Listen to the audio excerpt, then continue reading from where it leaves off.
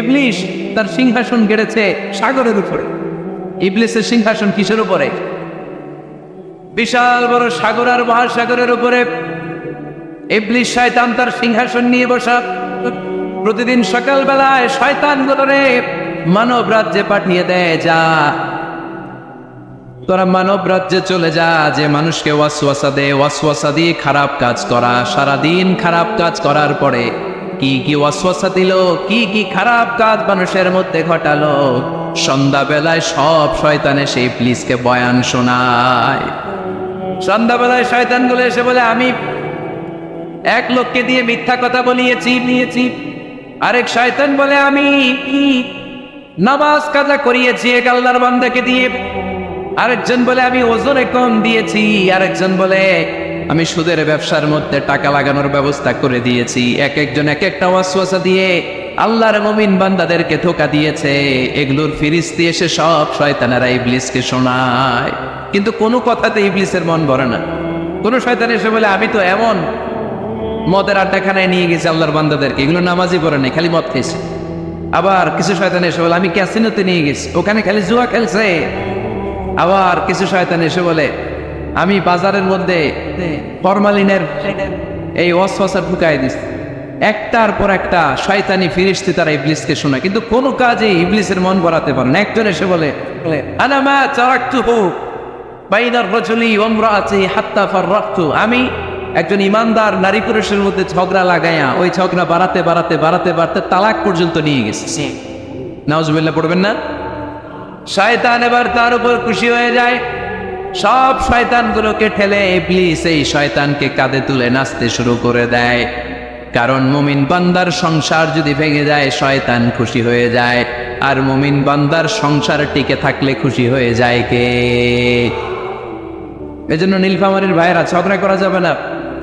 দাম্পত্য জীবনকে সুখী করতে চাইলে ঝগড়াকে আমরা নো বলে দিব। ঝগড়া অনেক সময় হবে, কিন্তু এটাকে বাড়তে দেওয়া যাবে না, এটাকে আমরা স্পেস দিব না, ওইখানে থামাই দিতে হবে। রাজি আছেন তো সবাই?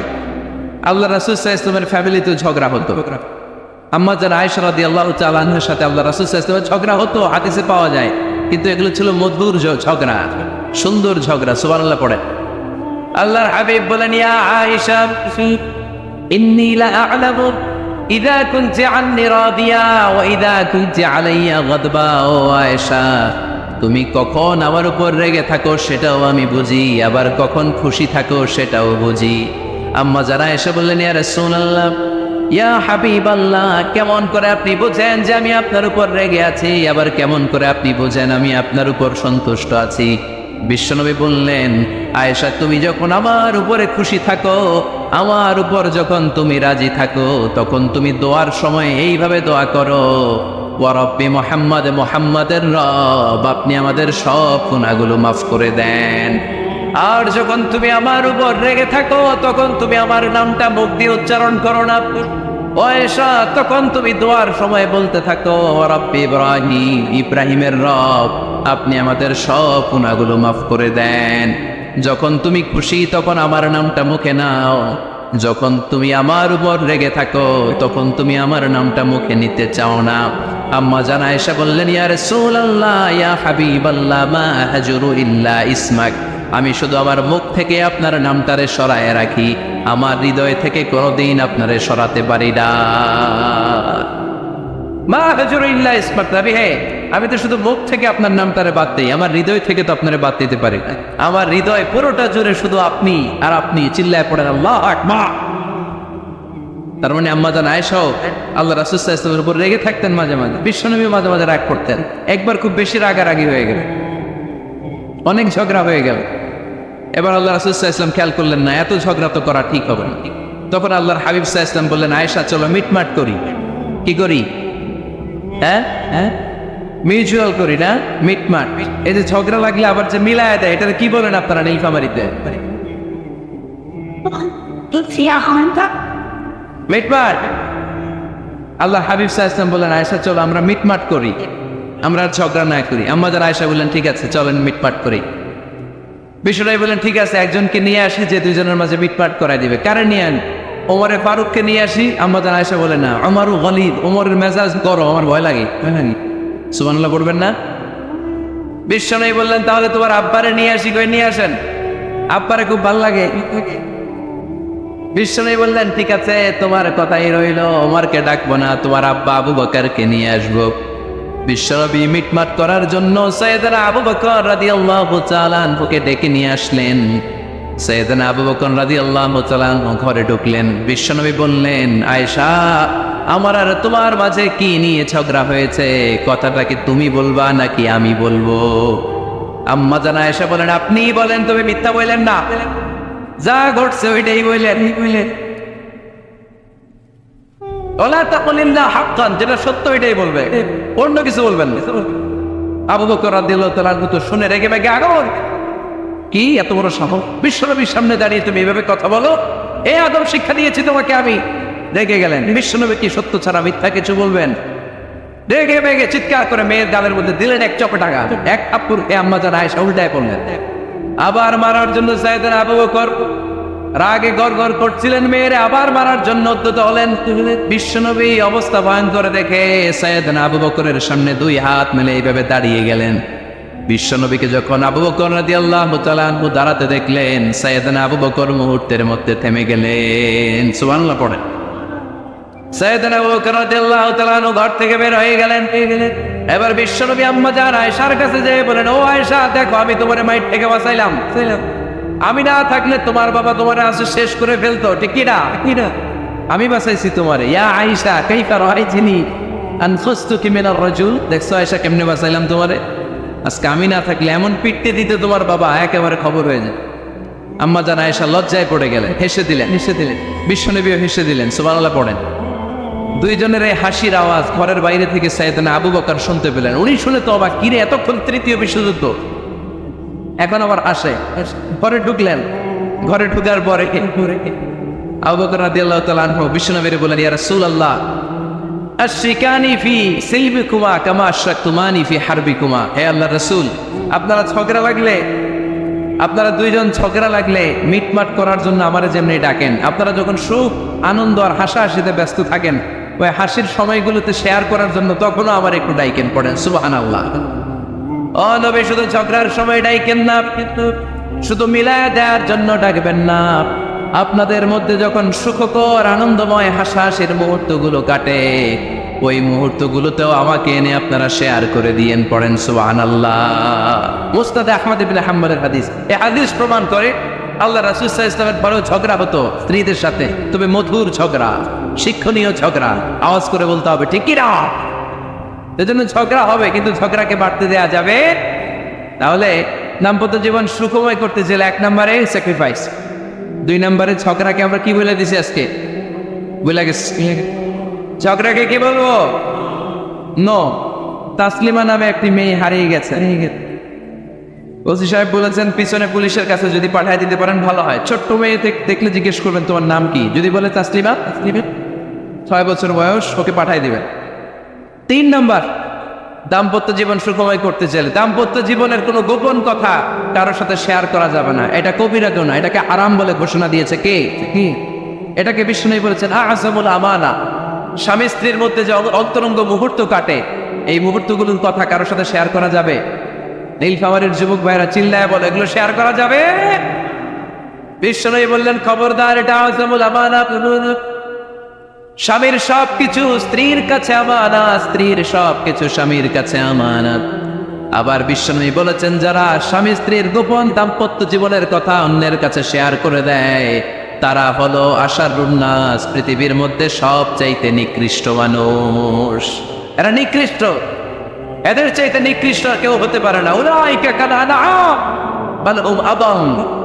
এরা পশুর চাইতেও নিকৃষ্ট, যারা স্বামী স্ত্রীর প্রাইভেট কথা, পার্সোনাল কথা মানুষের কাছে বলে বেড়ায়। আর সিবাহ হারাম, এই গোপনীয় সব কথাগুলোকে অন্যের কাছে প্রকাশ করা হারাম করেছে কে? চিল্লায় বলতে হবে কে? তাহলে খবরদার, নিজেদের দাম্পত্য জীবনের কোনো কিছু অন্যের সাথে শেয়ার করবেন।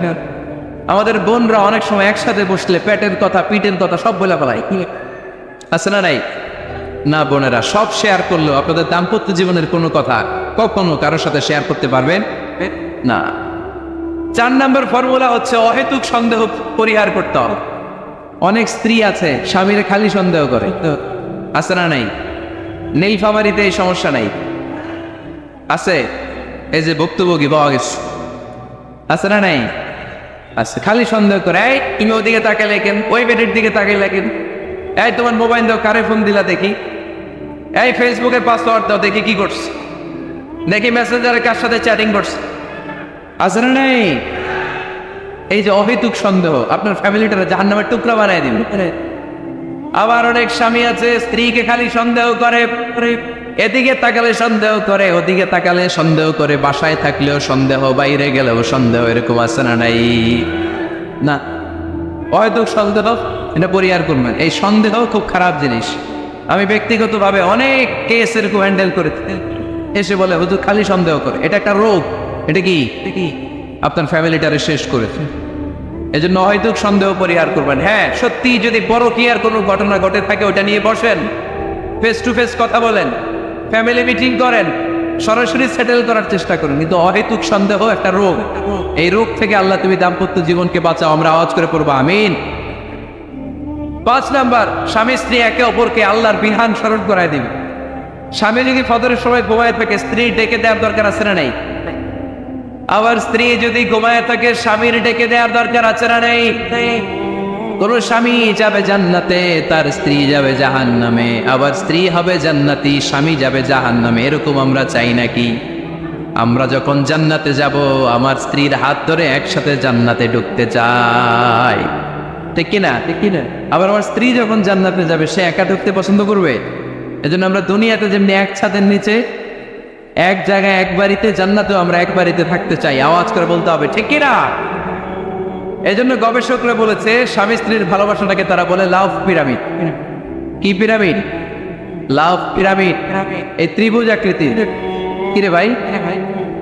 আচ্ছা, লাভ পিরামিড ত্রিভুজ আকৃতির, ট্রায়াঙ্গেল।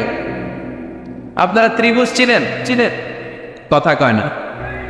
ত্রিভুজের কয় কোণা? কয় কোণা? 3 কোণা। এই যে এরকম, তাই না? এই জন্য স্বামী স্ত্রীর ভালোবাসাটাকে বলে লাভ পিরামিড। উপরের কোণ সমুচার মতো না, উপরে থাকে আল্লাহ, আর ডানে স্বামী বায়ে স্ত্রী, এই 2 কোণায় স্বামী স্ত্রী, আর উপরের কোণায় আল্লাহ। স্বামী স্ত্রী যদি আল্লাহর আনুগত্যের দিকে যেতে চায়, যতই তারা the couple come to Allah, they come closer to each other। তারা যদি আল্লাহর কাছাকাছি যায়, তারা নিজেরাও কাছাকাছি হয়, ঠিক কিনা? ঠিক কিনা? তারা আল্লাহর কাছে যেতে যেতে যেতে যেতে আল্লাহর ইবাদতে যদি একেবারে আল্লাহর কাছে চলে যায়, তারা নিজেরাও কাছাকাছি চলে যায়, ঠিক কিনা? ঠিক কিনা? আর তারা আল্লাহর আনুগত্য থেকে যত দূরে সরে, তারা নিজেরাও নিজেদের থেকে তত দূরে সরে পড়ে। চিল্লায় বলেন ঠিক কিনা? লাভ পিরামিড এটা। এই জন্য the closer the couple comes to Allah, the closer the couple comes to each other। কাপল স্বামী স্ত্রী আল্লাহর ভালোবাসা নিজের মধ্যে যত গাঢ় করবে, আল্লাহর আনুগত্য যত বেশি করবে, আল্লাহর ইবাদত যত করবে, নিজেরাও তত কাছাকাছি আসবে। আর আল্লাহরে যত বলবে, নিজেদের মধ্যে বড় বড় ফারাক করে দিবে কে? তাহলে এই 5টা বিষয় স্বামী স্ত্রীর উভয়ের উপর বর্তায়। এগুলো মেনে চললে দাম্পত্য জীবনকে সুখময় করে দিবে কে? আল্লাহ। এবার আমরা শুনবো আমাদের বোনদেরকে, যে ডান দিকে আমি শুনলাম আমাদের বোনদের বিশাল প্যান্ডেল, আছে না নাই? আচ্ছা, আজকে বোনদের দিয়ে শুরু করি। স্ত্রীদেরকে আল্লাহ কি দায়িত্ব দিয়েছে একটা ফ্যামিলিকে সুন্দর করতে, একটা দাম্পত্য জীবনকে সুন্দর করতে? স্ত্রীর 1 নম্বর দায়িত্ব হচ্ছে she should make a comfort to her husband। স্ত্রীর উচিত স্বামীর জন্য ঘরটাকে প্রশান্তির নীড় বানিয়ে রাখা। কি বানিয়ে রাখা? প্রশান্তির নীড়। স্ত্রী হওয়া উচিত এমন, যাকে দেখলে স্বামীর চোখ জুড়ায়, স্বামীর প্রাণ জড়িয়ে যায়, স্বামীর হৃদয়টা ঠান্ডা হয়ে যায়, ঠিক কিনা? আর স্ত্রীর দিকে তাকালে যদি মেজাজ গরম হয়ে যায়, মেজাজ খিটখিটে হয়ে যায়, ঝামেলা আছে না নাই? ঝামেলা আছে। এজন্য মেহরবানি করে আমাদের বোনরা যারা, এমন কোনো কাজ করবেন না যেটা স্বামীর মেজাজকে খিটখিটে করে দেয়। কারণ আল্লাহ তাআলা আপনাদেরকে তৈরি করেছে লিতাসকুনু ইলাইহা, স্বামী আপনার কাছে গেলেই যেন তার হৃদয়টা প্রশান্ত হয়ে যায়, ঠিক কিনা? অনেক স্ত্রী আছে না জেনে না বুঝে স্বামীর সাথে এমন খিটখিটে মেজাজ দেখায়, যেটা স্বামীর জন্য মেনে নেওয়া কষ্টকর। আমি একটা জরিপে পড়েছি, পৃথিবীর অনেক স্বামী স্ত্রীর কারণে হার্ট অ্যাটাক করে মারা যায়। আছে না নাই? এই তো ভুক্তভোগী পাওয়া গেছে। স্বামীর জন্য একটা ত্রাস হয়ে দাঁড়ায় স্ত্রী, ত্রাস। অনেক স্বামী আছে স্ত্রীর এরকম আচরণের কারণে, অতিরিক্ত প্রেসার ক্রিয়েট করার কারণে স্ত্রীদেরকে ভয় পায়। অবশ্য নীলফামারীর কোন স্বামী তার স্ত্রীরে ভয় পায় না। ভয় পায়? স্ত্রীরে ভয় পান কে কে দেখি?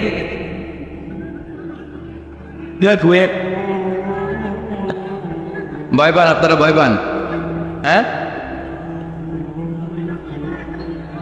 এক অফিসের বড় সাহেব তার স্ত্রীরে খুব ভয় পায়, প্রচন্ড ভয় পায়। তো সে মনে মনে ভাবলো, দেখি আমার অফিসের যারা স্টাফ আছে, ম্যানেজাররা আছে, এরা কতটুকু ভয় পায়, এরা ভয় পায় কিনা। তো একদিন সকালবেলা অফিসের সব স্টাফগুলোর একসাথে দাঁড় করে বলতেছে, এই আপনারা যারা যারা আপনাদের স্ত্রীদেরকে ভয় পান তারা ডান দিকে যান, আর যারা স্ত্রীকে ভয় পান না এরা বাম দিকে যান। অফিসের সব কর্মচারী ডান দিকে চলে গেছে, সবাই ভয় পায়, একজন শুধু বাম দিকে। বাম দিকে কয়জন ভয় পায় না, আর যারা ভয় পায় এরা ডান দিকে, ডান দিকে সবাই। তো বড় সাহেব ভাবছে, আলহামদুলিল্লাহ আমার অফিসে একজন হইলেও বীর পুরুষ আসছে। তো বীর পুরুষের কাছে যেয়ে বলে, ঘটনা কি, আপনি মোটেও ভয় পান না? কয়, স্যার প্রতিদিন অফিস করার জন্য যখন ঘর থেকে বের হয় আমার বউ আমারে বলে দেয়, খবরদার সবাই যেদিকে যায় তুমি কিন্তু ওইদিকে যাইবা না। সবাই যেদিকে যায় তুমি ওইদিকে গেলে খবর আছে। বড় সাহেবকে খবরদার, এটা তো আরো ডরায়, ঠিক কিনা?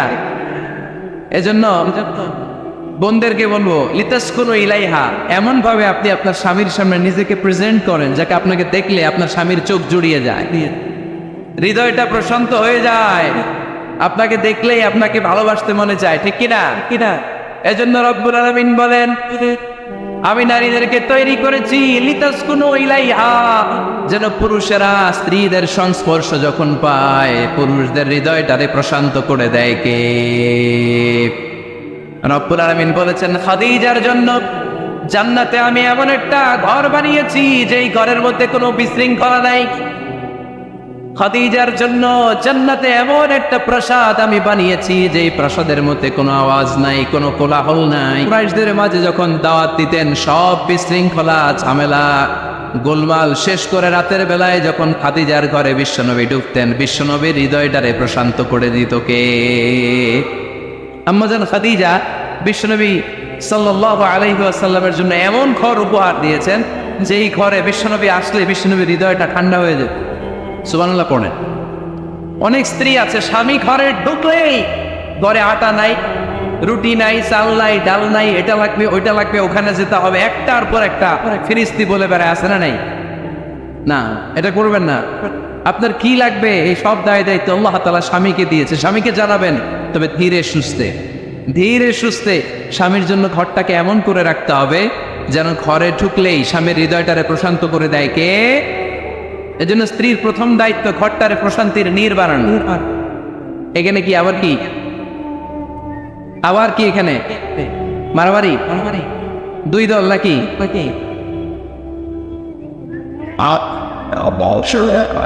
আপনাদের মনোযোগ আছে না গেছে? কষ্ট হচ্ছে?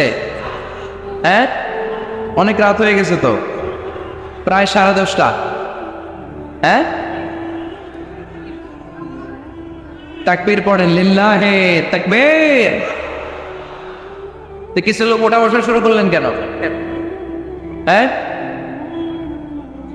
1 নাম্বার 2 নাম্বার 3 নাম্বার নাই তো আবার? হ্যাঁ, 1 নাম্বার নাকি পেশাব করা, 2 নাম্বার নাকি টয়লেটে যাওয়া, 3 নাম্বার নাকি এইটা। বিড়ি খান আপনারা? বিড়ি আর সিগারেটের সাথে মুসলমানের সম্পর্ক আছে? না। কোন মুসলমান সিগারেট খেতে পারে, বিড়ি টানতে পারে? কারণ এটা এমন একটা খাবার যে খাবার টয়লেটে ঢুকেও খাওয়া যায়। সিগারেট ছাড়া কোনো খাবার টয়লেটের ভেতরে খাওয়া যায়? কথা বলেন, খাওয়া যায়। এবং সিগারেট পৃথিবীর এমন খাবার যে খাবারের গায়ে এই খাবারের বদনাম লেখা থাকে, ঠিক কিনা? সিগারেট ছাড়া পৃথিবীর কোনো খাবারে ওই খাবারের বদনাম আছে? কথা বলেন। ধরেন আপনাদের নীলফামারীতে নতুন 1 প্যাকেট বিস্কিট বেরোচ্ছে, যে বিস্কিটের গায়ে লেখা এই বিস্কিট খাওয়ার 1 ঘন্টার মধ্যে ডায়রিয়া শুরু হবে। ওটা খাইবেন কে কে? খাবেন আপনারা? কি বলবেন দোকানদারে, তোর বিস্কিট তুই খা, তোর ডায়রিয়া হোক, ঠিক কিনা? কিন্তু সিগারেটের গায়ে কিন্তু লেখা থাকে স্মোকিং কজেস ক্যান্সার, ধূমপান স্বাস্থ্যের জন্য ক্ষতিকর, ধূমপান কর্কট রোগের কারণ, ধূমপান করলে এটা বিষপানের শামিল। এই সিগারেট এটা তৈরি হয় তামাক পাতা থেকে, টোবাকো প্ল্যান্ট। এই তামাক পাতা চাষ হয় নাকি নীলফামারীতে? হ্যাঁ, বাংলাদেশে সবচেয়ে বেশি,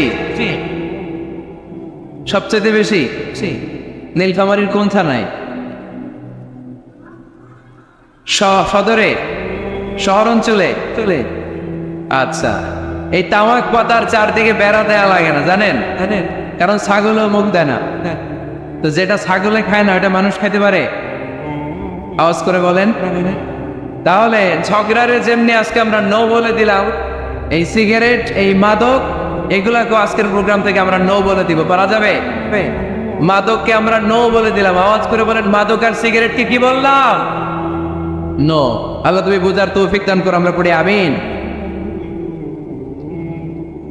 একটা সুখী দাম্পত্য জীবনের জন্য স্ত্রীর 2 নাম্বার দায়িত্ব হচ্ছে স্বামীকে ইন্সপায়ার করা, স্বামীকে সাহস জোগানো, পিছন থেকে ড্রাইভিং পুশের মতো কাজ করা। কারণ স্বামীকে যখন স্ত্রী সাহস যোগায়, স্বামীর সাহস বেড়ে যায়, ঠিক কিনা? আল্লাহর হাবিব সাল্লাল্লাহু আলাইহি ওয়াসাল্লামের কাছে কোরআনের আয়াত নাযিল হলো, ইকরা বিসমি রাব্বিকাল্লাযী খালাক, খালাকাল ইনসানা মিন আলাক, ইকরা ওয়া রাব্বুকাল আকরাম আল্লাযী আল্লামা বিল কলম আল্লামাল ইনসানা মা লাম ইয়ালাম। পড়েন আল্লাহু আকবার। সূরাতুল আলাকের 5 আয়াত হেরা গুহায় যখন নাজিল হয়ে গেল, বিশ্বনবী সাইয়েদনা জিবরাইলকে নিজ আকৃতিতে দেখলেন, পা থেকে মাথা পর্যন্ত দেখে বিশ্বনবী ভয় পেয়ে গেলেন। বিশ্বনবী সাল্লাল্লাহু আলাইহি ওয়াসাল্লাম জীবনে 2 বার সাইয়েদনা জিবরাইল আলাইহিস সালামকে ওনার আসল আকৃতিতে দেখেছিল। আওয়াজ করে বলতে হবে, কয়বার? এক হচ্ছে মেরাজ রজনীতে সিদরাতুল মুনতাহায়, 2 হচ্ছে প্রথম যখন কোরআনের আয়াত নাজিল হয়, বিষ্ণু সাল্লাল্লাহু আলাইহি ওয়াসাল্লাম দেখলেন বিশাল একজন ব্যক্তি, পাটা হচ্ছে হেরা গুহায় আর মাথাটা হচ্ছে আকাশের উপরে। এই বিশাল একটা লোক, সে কোরআনের 5 আয়াত নিয়ে এসেছে সূরাতুল আলাক, আর বলতে শুরু করেছে, ইয়া মুহাম্মদ ইকরা, আপনি পড়ুন, আপনি পড়ুন, আপনি পড়ুন।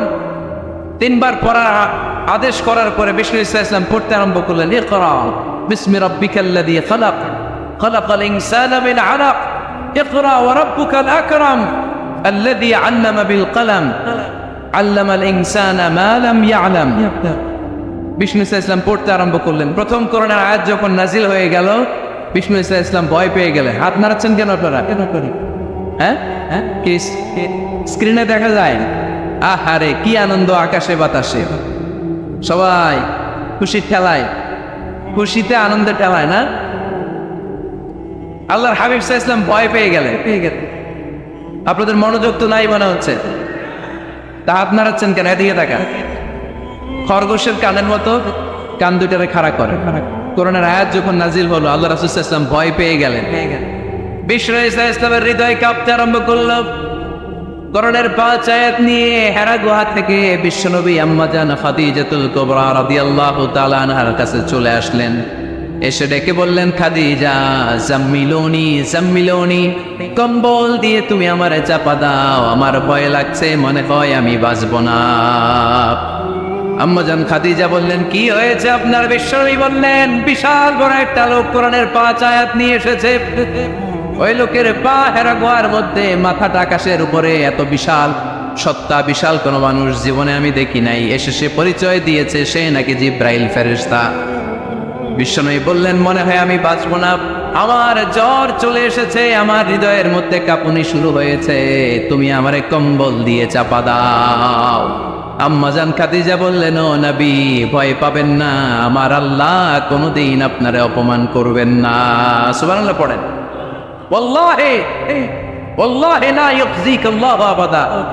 নবী গো, আল্লাহ আপনার অপমান করবেন না, কারণ আপনার মধ্যে এমন এমন ভালো ভালো গুণ আছে, এই গুণাবলীগুলি যে মানুষের মধ্যে থাকে তাকে আমার রব কোনোদিন অপমান করতে পারে না। চিল্লায় বলেন ঠিক কি না? নবী হে, ইন্নাকা লা তাসিলুর রাহিমা, আপনি আত্মীয়তার সম্পর্ক বজায় রাখেন। ও নবী, তাসদুকুল হাদিসা, সব সময় আপনি সত্য কথা বলেন। ওয়া তাহমিলুল কাল্লা, আপনি মানুষের বোঝা টেনে দেন। ওয়া তাকসিবুল মা'দুমা, যার উপার্জন করার কেউ নাই, নিজে গায়ে খেটে আপনি তারে উপার্জন করে দেন। ওয়া তুআইনু আলা নাওয়াইবিল হক, সত্য যেখানে বিপন্ন সেখানে আপনি সাহসী সৈনিকের মতো দাঁড়িয়ে যান। সুবহানাল্লাহ। রব্বুল আলামিন বলেন, উন্না লিবাসুল লাকুম ওয়া আনতুম লিবাসুল লাহুন। ও নারীরা, তোমরা তোমাদের স্বামীদের পোশাক, আর তোমাদের স্বামীরা হলো তোমাদের পোশাক।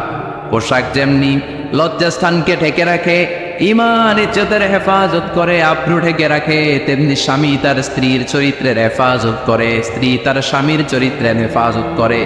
পোশাক যেমনি সুন্দর, স্ত্রীর চোখে স্বামী সুন্দর, স্বামীর চোখে স্ত্রী সুন্দর। পোশাক যেমনি মানুষকে আরাম দেয়, প্রশান্ত করে দেয়, স্বামী আর স্ত্রী একে অপরের সংস্পর্শ পেলে তাদের হৃদয়টাও প্রশান্ত হয়ে যায়, ঠিক কিনা? এজন্য আল্লাহ তাআলা পোশাকের সাথে তুলনা করেছেন। পোশাক একে অপরের পোশাক, পোশাক চামড়ার সাথে লেগে থাকে না, আলাদা থাকে, ঠিক থাকে। তার মানে স্বামী স্ত্রীর সম্পর্কটা এরকম মিলেমিশে ভালোবেসে একাকার, ঠিক কিনা? আর নিসাউ শাকাইকুর রিজাল, নারীরা পুরুষদের কাউন্টার পার্ট। নারী হচ্ছে পুরুষের সহযোগী। এই পৃথিবীর এই সভ্যতা, এই সিভিলাইজেশন, এই উন্নয়ন, এই ডেভেলপমেন্ট, এটা শুধু পুরুষরা করে নাই। এই উন্নয়নের অংশীদারিত্বে আমাদের বোনদের, নারীদেরও হাত আছে না নাই? এজন্য কাজী নজরুল বলেছেন, এ বিশ্বে যা কিছু সুন্দর চিরকল্যাণকর, অর্ধেক তার করিয়াছে নারী, অর্ধেক তার নর। চিল্লায় বলেন ঠিক কিনা? এজন্য এই মহাবিশ্বের এই সভ্যতায় আপনাদের যেমনি অবদান, আমাদের বোনদের অবদান আছে না নাই? স্বামী স্ত্রী এই দুজন মিলে এই বিশ্ব সভ্যতা তৈরি হয়েছে। এজন্য দুজনের মধ্যে সম্পর্ক হবে পোশাকের মতো। পোশাক যেমনি দেহের সাথে লেগে থাকে, স্বামী স্ত্রীর মধ্যে এরকম সুসম্পর্কের দরকার আছে না নাই? আচ্ছা, আজকে আমরা জানার চেষ্টা করব কি করে স্বামী আর স্ত্রীর মধ্যে এই সুসম্পর্ক বাড়ানো যায়, ইনক্রিজ করা যায়। কি করে আমাদের মধ্যে মারামারি, কাটাকাটি, ঝগড়া, ডিভোর্স এই রেটটা কমানো যায়, এই ব্যাপারে আমাদের জানার দরকার আছে না নাই? ইসলামী শরিয়া স্বামী স্ত্রী প্রত্যেককে ইন্ডিভিজুয়ালি আলাদা আলাদা কিছু দায়িত্ব দিয়েছে। স্বামীকে কিছু দায়িত্ব দিয়েছে, আবার স্ত্রীকে কিছু দায়িত্ব দিয়েছে, আবার উভয়কে কিছু দায়িত্ব দিয়েছে।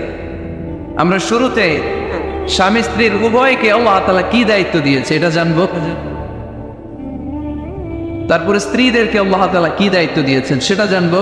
সবশেষে স্বামীদেরকে আল্লাহ তাআলা কি দায়িত্ব দিয়েছে সেটা জানবো। এই দায়িত্বগুলো পালন করার মধ্য দিয়ে দাম্পত্য জীবনকে সুখময় করে দিবে কে? আল্লাহ। শুরুতে আমরা জানবো দ্য কালেকটিভ রেসপন্সিবিলিটি, যৌথ দায় দায়িত্ব কি আছে স্বামী আর স্ত্রীর, কেমন করে দাম্পত্য জীবনকে সুখময়, শান্তিময় করতে হয়। একটা দাম্পত্য জীবন কলহমুক্ত করতে চাইলে, সুখময় করতে চাইলে সর্বপ্রথম স্বামী স্ত্রীর যেটা খেয়াল রাখতে হবে সেটা হচ্ছে স্বামী স্ত্রীর উভয়ের স্যাক্রিফাইসের মানসিকতা থাকা লাগবে। স্যাক্রিফাইস, আওয়াজ করে আমার সাথে সাথে বলেন স্যাক্রিফাইস। এই স্যাক্রিফাইস ছাড়া দাম্পত্য জীবন টিকবে? দুইজনেই যদি ঝগড়া করে, দুইজনেই যদি রেগে যায়, ঝামেলা আসে না নেই? স্বামী রেগে গেলে স্ত্রীকে থেমে যেতে হয়, আবার স্ত্রী রেগে গেলে স্বামীকে থেমে যেতে হয়। স্বামীও যদি রেগে যায়, স্ত্রীও যদি রেগে যায়, তাহলে তৃতীয় বিশ্বযুদ্ধ বেঁধে যাবে, ঠিক কিনা? না, এই জন্য রেগে গেলেন তো হেরে গেলেন, রাগা যাবে না। স্বামী যদি রেগে যায়, স্ত্রী থেমে যেতে হবে। স্ত্রী যদি রেগে যায়, স্বামী থেমে যেতে হবে। এটাই দাম্পত্য জীবনের সুখ আর সমৃদ্ধির মূল ফর্মুলা। স্যাক্রিফাইস করতে হবে। এর কারণ আপনি যদি দোষ খুঁজতে শুরু করেন, দোষ ছাড়া পৃথিবীতে মানুষ নাই, ঠিক কিনা? No one is perfect in this world. এই পৃথিবীতে কেউই পারফেক্ট না। আপনি যে আপনার স্ত্রীর দোষ খোঁজেন, আপনারও দোষ আছে না নাই? আবার ভাবি যদি আপনার খালি দোষ খোঁজে, ভাবিরও দোষ আছে না নাই? না, এজন্য দোষ খুঁজবেন না, স্যাক্রিফাইস করেন, একটু মানিয়ে নিন। দাম্পত্য জীবনটা এরকমই, একটু ছাড় দিতে হয়, একটু মানিয়ে নিতে হয়। দাম্পত্য জীবনে কখনো মন খারাপ, কখনো মন ভালো, কখনো রোদ, কখনো বৃষ্টি, এই নিয়েই দাম্পত্য জীবন, ঠিক কিনা? তাহলে দাম্পত্য জীবনে যদি আমরা সুখ পেতে চাই, সকল নবদম্পতিকে বলবো একটু ছাড় দেওয়ার মানসিকতা বিল্ড আপ করেন, একটু মানিয়ে নেন, একটু ছাড় দেন, একটু মিলেমিশে চলেন, এক স্যাক্রিফাইস আমাদের জীবনটারে, আমাদের দাম্পত্য জীবনটাকে একটা জান্নাতি দাম্পত্য জীবন বানায় দিবে, ঠিক কিনা? দাম্পত্য জীবনকে সুখী করার 2 নম্বর ফর্মুলা হচ্ছে ঝগড়া করা যাবে না। আপনারা ঝগড়া করেন নাকি? হ্যাঁ, বউয়ের সাথে ঝগড়া করেন না এরকম বিবাহিত পুরুষ কে কে আছেন দেখি এখানে?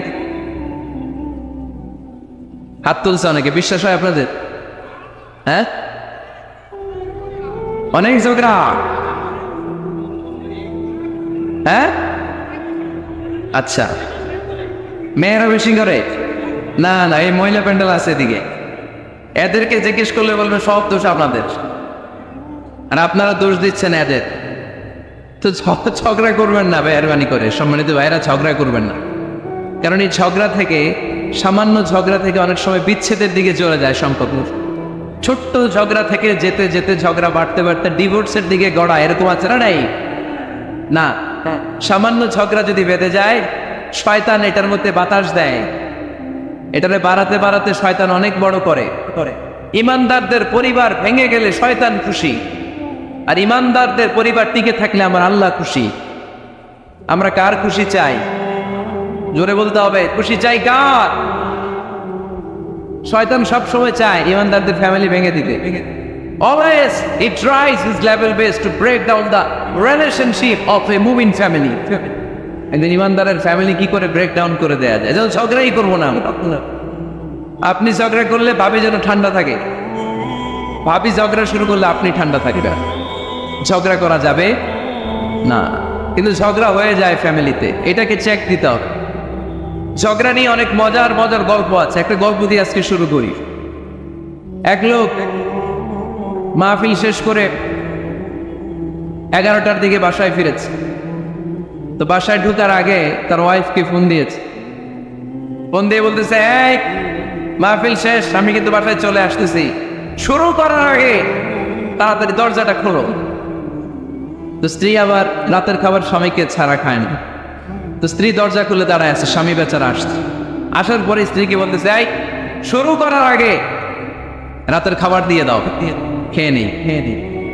তো স্বামী ওয়াশরুম থেকে ফ্রেশ ট্রেশ হয়ে আসছে, স্ত্রী বেচারিও ডাইনিং টেবিলে খাবার দিয়েছে।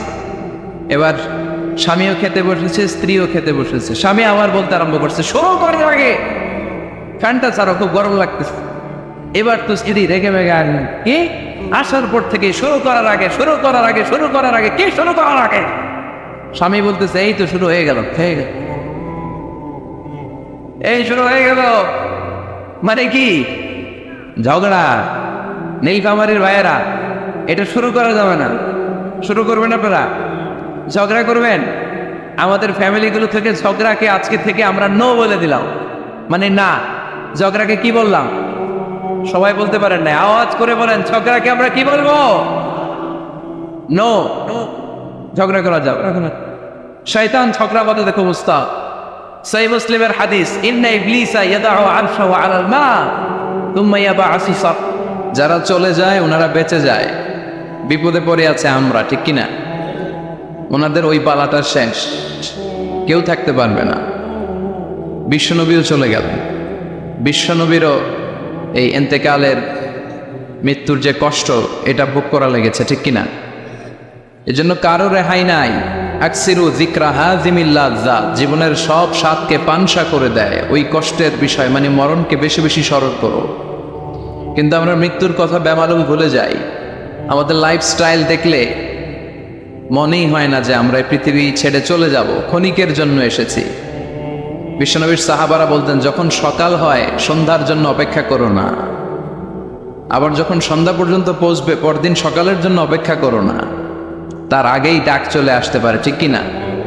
আবার বিশ্বনবী বলতেন, নামাজে যখন দাঁড়াও, সল্লু সলাতান মুআত্তিআ, মনে করো এটাই তোমার জীবনের হতে পারে শেষ নামাজ।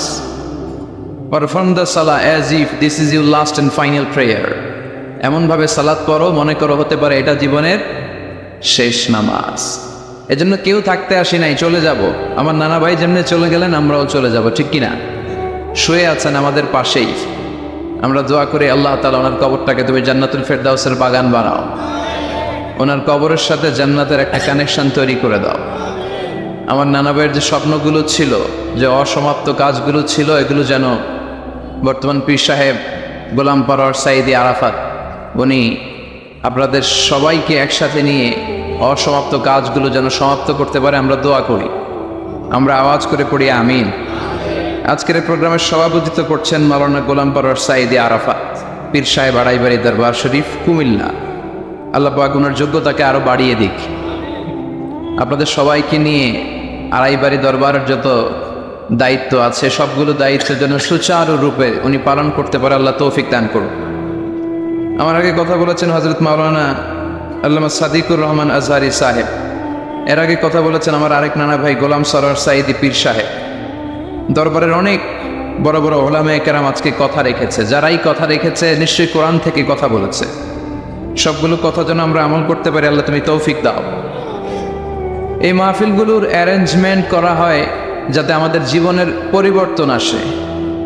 আমরা আসলে ভুলে গেছি যে আমরা চলে যাব, মাটির কবরে কিন্তু আমাদের সবাইকে যেতে হবে, ঠিক কিনা? একদিন মাটির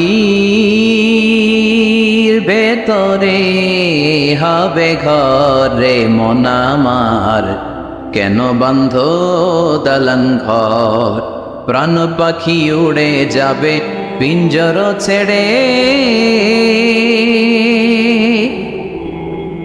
ধরা ধামে সবই রবে তুমি যাবে চলে, বন্ধু বান্ধব যত মাতা পিতা দ্বারা সুত সবই হবে তোমার পরে মন আমার, কেন বান্ধ দালান ঘর, একদিন মাটির ভেতরে হবে ঘরে মন আমার, কেন বান্ধ দালান ঘর, ঠিক কিনা? চলে যেতে হবে। এজন্য এটা যেন আমাদের মাথায় থাকে যে আমরা থাকতে আসি নাই, আমাদের আখিরাতটা যেন সুন্দর হয়, সবসময় এই চিন্তা রাখতে হবে। আমাদের মোরাল বেসিস, আমাদের ethical level is going down, ইখলাস তাকওয়া ইজ গোয়িং ডাউন।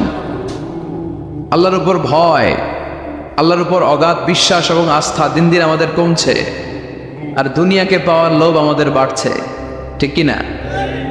কিন্তু আমরা থাকতে আসি নাই, চলে যাব। আমাদের অনেক লাগবে। গোটা বিশ্বে দেখবেন যে একটা প্রতিযোগিতা মানুষের মধ্যে, ছুটছে মানুষ পাগলের মতো, আরো লাগবে, আরো টাকা লাগবে, আরো সম্মান লাগবে, আমার আরো দাপট লাগবে, আরো জায়গা লাগবে, আরো ফ্ল্যাট লাগবে, আছে না নাই? বিশ্বনবী বলেন বনি আদমের প্রত্যেককেও যদি একটা স্বর্ণের পাহাড়ের মালিক বানিয়ে দেয়া হয়, কিসের পাহাড়?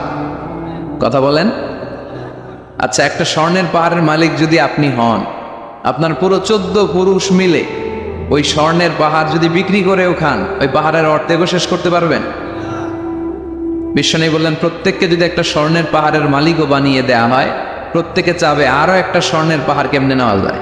কত বড় টাকা, ঠিক কিনা? ওয়ালা ইয়ামলা আফাহু ইল্লা তুরাব, কবরের মাটি ছাড়া কোনো কিছু বনি আদমের এই মুখকে বন্ধ করতে পারবে? আরো লাগবে, খাই খাই খাই খাই, আরো দাও, পাই নাই, এরকম অসন্তোষ আছে না নাই? অল্প খাবেন, অল্প পড়বেন, অল্প জমাবেন, অল্পের ভেতরে বরকত দিছে কে? এজন্য বেশি বেশি আমরা করব না, অল্পে সন্তুষ্ট থাকবো, আর শুকর করবো একজনের, তিনি কে? কারণ তিনিই পারেন আপনার মনের সব জ্বালা যন্ত্রণা দূর করে দিতে। আল্লাহ পাক আমাদেরকে সহি সমঝ দান করুক। সবাই পড়েন আমিন। আপনাদের কষ্ট হচ্ছে না তো? বলেন কি, রাত বাজে 11:30, শহরের ভেতরে এত রাতে কথা বলা যায়? হ্যাঁ, কথা বলা যাবে? তো আমরা খুব বেশি লম্বা চড়া সময় নিব না। শহরের মানুষ খুব ব্যস্ত থাকে, কারো অফিস আছে সকালে, কারো ব্যবসা প্রতিষ্ঠান খুলতে হবে। তো আমরা অল্প কয়েক মিনিট, অল্প সময় কথা বলবো, বেশি লম্বা সময় নিব না। তবে যতক্ষণ শুনবো মনোযোগের সাথে শুনবো, ইনশাল্লাহ পড়েন। আর ওঠা বসা করা যাবে না, করা যাবে? তো আমরা অল্প কয়েক মিনিট কথা শুনবো আমলের নিয়তে। আগে নিয়তটাকে খালিস করে নেই যে আল্লাহ, এই যে এত দামি সময় ব্যয় করে আমরা আসলাম, যা শুনবো এটা যেন আল্লাহ আমল করতে পারি। চিল্লায় পড়েন আমিন। আজকে কোরআনের সবচেয়ে দামি সূরাটা নিয়ে আমি কথা বলবো। সবচেয়ে দামি কোরআনে মোট সূরা কয়টা? সবাই বলেন। আমি যখন কথা বলি আমি ক্লাস নেই, তাফসির মাহফিলরে আমি বলি কি ক্লাস। তো ক্লাসে উত্তর করতে হয়। আমি সোজা কথার মানুষ, সোজা কথায় বিশ্বাসী, এত প্যাচগোজ নাই, সহজ কথা। আমি ক্লাস করি। আমি তাফসির মাহফিলকে নিয়েছি যে আমি প্রতিদিন রাতে একটা করে শীতকালে ক্লাস করি।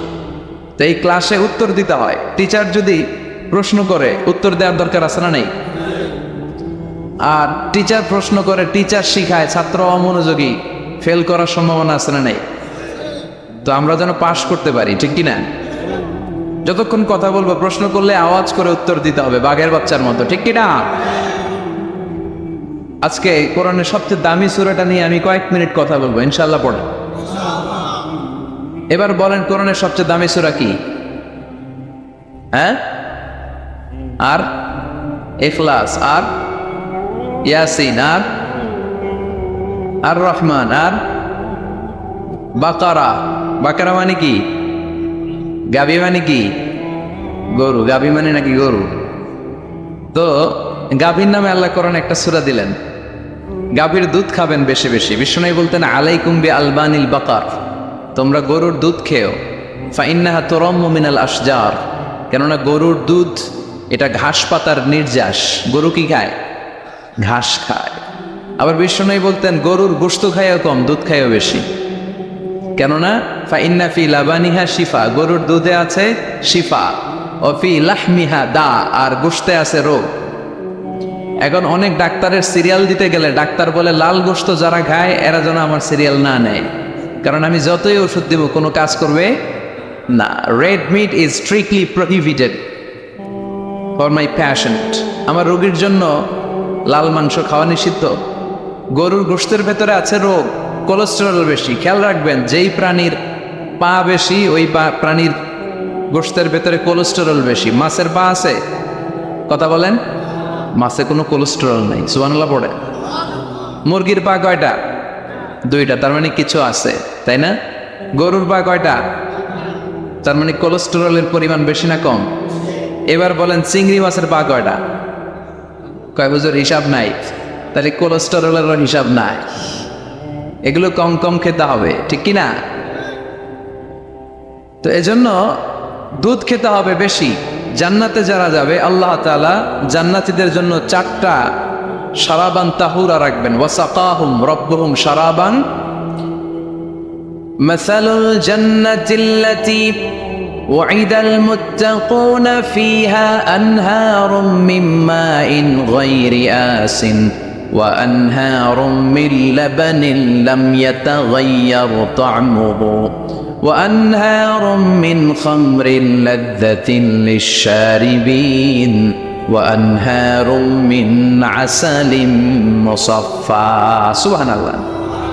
জান্নাতে যারা ঢুকবে জান্নাতীদের গলায় যেন কোনো তৃষ্ণা না লাগে, এজন্য আল্লাহ তাআলা জান্নাতের ভেতরে 4 ধরনের শারাবান তাহুরার ঝর্ণা রাখবেন। কয় ধরনের?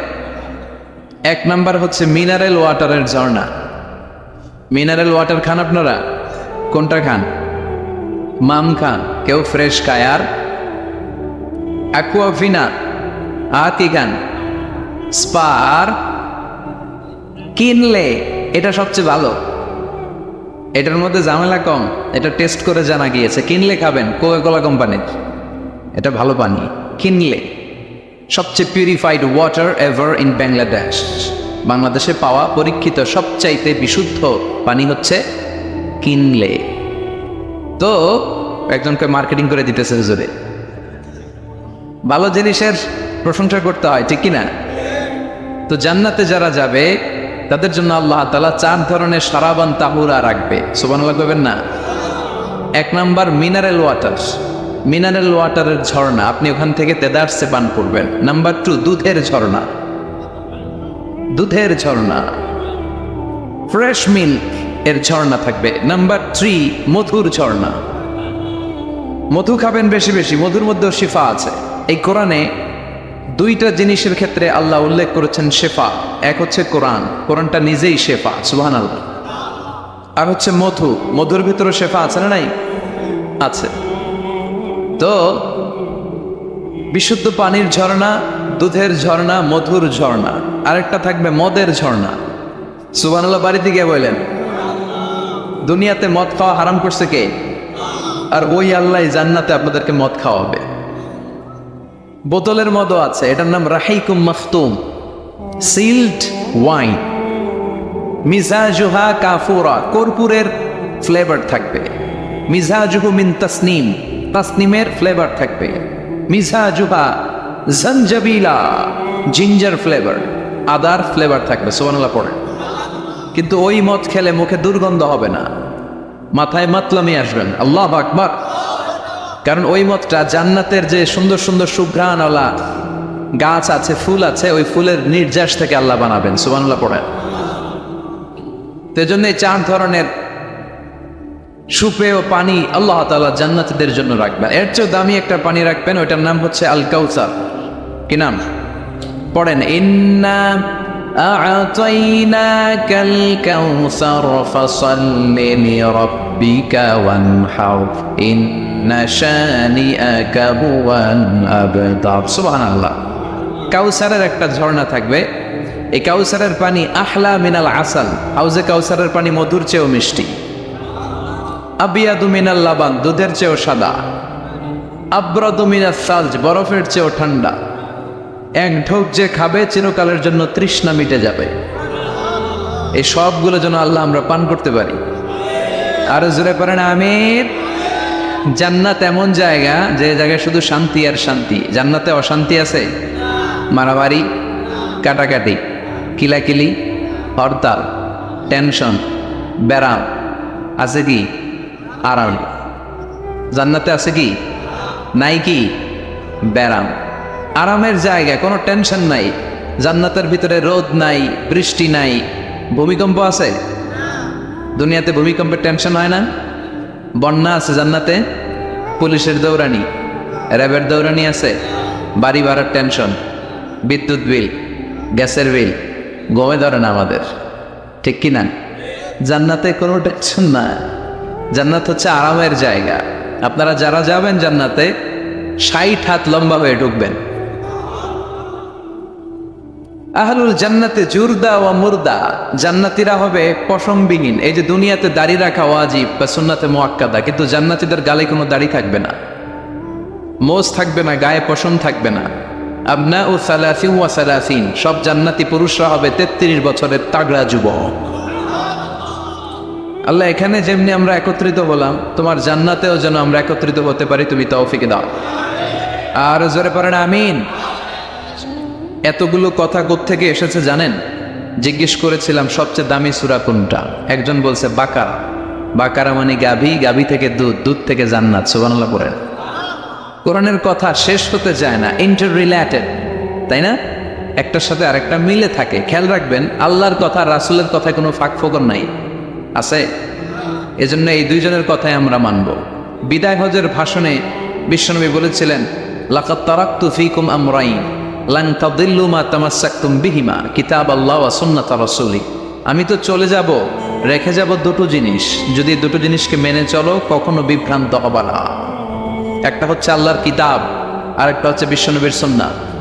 এই দুইটা আমরা আঁকড়ে ধরবো। রাজি আছেন তো? পৃথিবী যেদিকে যাক, আমি থাকবো দুইটা নিয়ে, ইনশাআল্লাহ। পড়েন। কোরআনের সবচেয়ে দামি সূরা কোনটা বলেন? ফাতিহা। কিছু বলতেছে ফাতিহা, পিছনের ভাইরা কি বলবেন?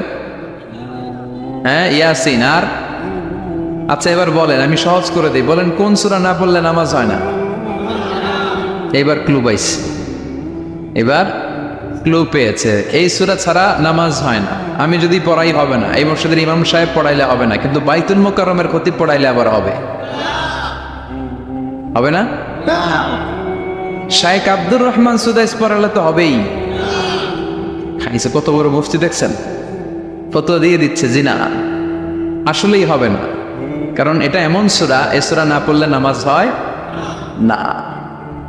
বিশ্বনবী বুখারীর বর্ণনায় বলেছেন, আ'যামুস সুওয়ার ফিল কোরআন, কোরআনের সবচেয়ে দামি সূরা। এটা আমার বানানো কথা না, সবচেয়ে দামি সূরা। এই সূরার মতো সূরা কোরআনে তো নাই, তাওরাতের ভেতরেও নাই। ইনজিলের ভেতরেও নাই, জাবুরের ভেতরেও নাই। 7টা মাত্র আয়াত। কয়টা? কার কার মুখস্থ নাই হাত তোলেন। সূরা ফাতিহা মুখস্থ নাই কার কার হাত তোলেন। হিন্দু ভাই নাই কেউ? আমাদের অনেক মাহফিলে হিন্দুরা আসে, হিন্দুদেরও মুখস্থ। সুবহানাল্লাহ করবেন না? আমি একবার লঞ্চের ভেতরে তুফানে পড়ছিলাম, তো লঞ্চ ডুবে যাবে তুফানের ধাক্কায়। তো দেখলাম লঞ্চের ভেতরে শুধু মুসলমানরাই জিকির করে না, হিন্দুরাও জিকির করে। তুফান থেমে যায়, জিকিরও থেমে যায়। কত বড় ডাকাত! তুফান শুরু, জিকিরও। সবার মুখে এক চিৎকার, বাঁচাও। আমি বললাম কে বাঁচাবে? রাম নেই। ভাবছে আমি দোয়া কালাম পড়লে বেঁচে যাবে। তো আমি বললাম আমি যে বাঁচাবো, আমারে বাঁচাবে কি? মনে রাখবেন, কেউ বাঁচাতে পারে না, একজন ছাড়া। চিৎকার করে বলতে হবে তিনি কে। কোরআনের সবচেয়ে দামি সূরার নাম সবাই বলে। এই সূরাতুল ফাতিহার মাত্র 7টা আয়াত। কয়টা আয়াত? এই 7টা আয়াত নিয়ে কয়েক মিনিট একটু আল্লাহর রাস্তায় কুরবানি করা যাবে না? কান দুইটা খরগোশের মতো খাড়া করে, খরগোশ কান খাড়া করে শোনে। এজন্য খুব পিন ড্রপ সাইলেন্ট, পিন পতন নীরবতাও খরগোশ কান দিয়ে শুনতে পায়। এই সূরাটা হচ্ছে আউয়ালুস সূরা নাযালা কামিলান মিনাল কোরআন, কোরআনের সর্বপ্রথম নাজিল হওয়া পূর্ণাঙ্গ সূরা। এই সূরার আগে কোন সূরা পূর্ণাঙ্গ একসাথে নাজিল হয় নাই। কোন সূরার 5 আয়াত, 10 আয়াত, 20 আয়াত। আপনারা যে এখন সুন্দর কোরআন দেখতেছেন, বিশ্বনবীর সময় কি এই কোরআন ছিল? না। 23 বছরের লম্বা জিন্দিগিতে বিশ্বনবীর কাছে এই কোরআন নাজিল হয়েছে। পরবর্তীতে এটার কম্পাইলেশন করা হয়েছে, scripture, holy scripture, the Quran, whereof there is no doubt, no suspicion in it, and a guidance to those who are muttaqin. এটা এমন বই যেটাতে আল্লাহ কোনো ভুল রাখে নাই, মুত্তাকিনদের জন্য এটা পথ নির্দেশিকা হিসেবে আল্লাহ পাঠিয়েছে। পড়েন সুবহানাল্লাহ।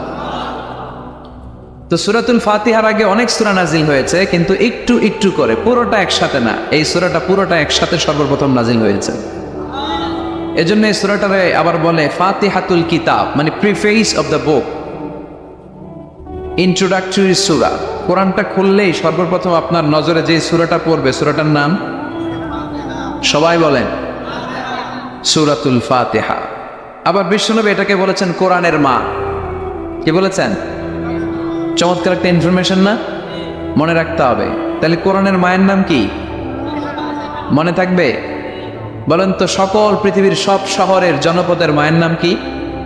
মাক্কাতুল মুকাররমা। তেমনি কোরআন আল কারীমের মায়ের নাম হচ্ছে সূরাতু আল ফাতিহা। এরপরে বিশ্বনবী বলেছেন এই সূরাটা হচ্ছে সূরাতুল ওয়াফিয়া, অখণ্ড সূরা। এই সূরাকে খণ্ড খণ্ড করে পড়া যায় না। কেউ প্রথম রাকাতে সূরাতুল ফাতিহার অর্ধেক, দ্বিতীয় রাকাতে বাকি অর্ধেক যে পড়ছে হয়েছে। কিন্তু কেউ প্রথম রাকাতে সূরা আর রহমানের 10 আয়াত, পরের রাকাতে বাকি 10 আয়াত। কোনো সমস্যা আছে? সমস্যা নাই। তার মানে এই সূরার নাম সূরাতুল ওয়াফিয়া, অখণ্ড সূরা। মানে এই সূরাকে খণ্ড খণ্ড করে পড়া যায় না, পড়লে পুরোটাই পড়তে হয়। সুবহানাল্লাহ পড়েন। আবার এই সূরার আরেকটা নাম হচ্ছে সূরাতুদ দুআ, দোয়ার সূরা। কিসের সূরা? কেমন করে আল্লাহর কাছে প্রার্থনা করতে হয়, দোয়া করতে হয়, ফরিয়াদ করতে হয়, সে কথা এই সূরার ভেতরে আছে না নাই?